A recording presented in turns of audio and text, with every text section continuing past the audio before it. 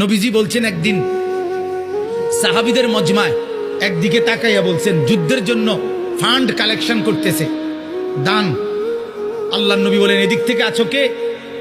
যুদ্ধের জন্য দান করবা। ওসমান বললেন দাঁড়ায়া 100 উট আল্লাহর রাস্তায় দান করলাম। আল্লাহর নবী এদিক দিয়ে হাত বাড়ায় বলছে এদিকে আছো কে? আল্লাহর রাস্তায় দান করবা।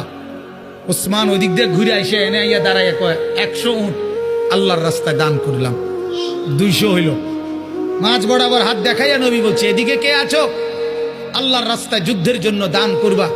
ওসমান এখানে এসে বলছে আল্লাহর রাস্তায় আরো 100 উট আল্লাহর রাস্তায় দান করলাম। 300 হইল। ভাইয়া 6 বার নবীজি বলছে আর কে আর কে আর কে? 6 বারই ওসমান দাঁড়াইয়া দাঁড়াইয়া বলছে 100 100 100 100 100 100 600। কয়শো? 600 উট। এবার আল্লাহর নবী হাসি দিছে আর ওসমান দাঁড়াই আবার বলছে ইয়া রাসূলুল্লাহ 100 ঘোড়াও আল্লাহর রাস্তায় দান করলাম। নবীজি খুশিতে চেহারা মুবারক নূরের চেহারা চিকচিক করছে।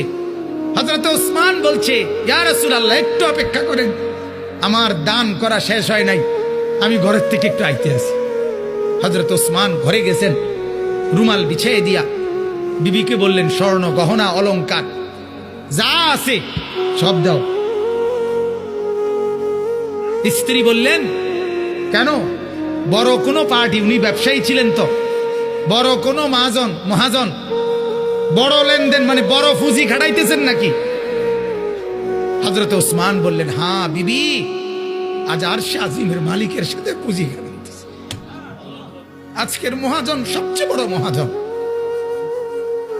আজ জান্নাতের বিনিময়ে পুঁজি খাটাচ্ছি বিবি। হযরত ওসমান সমস্ত গহনা স্বর্ণ রৌপ্য নিয়ে আল্লাহর নবীর সামনে রুমাল খুলে দিছে।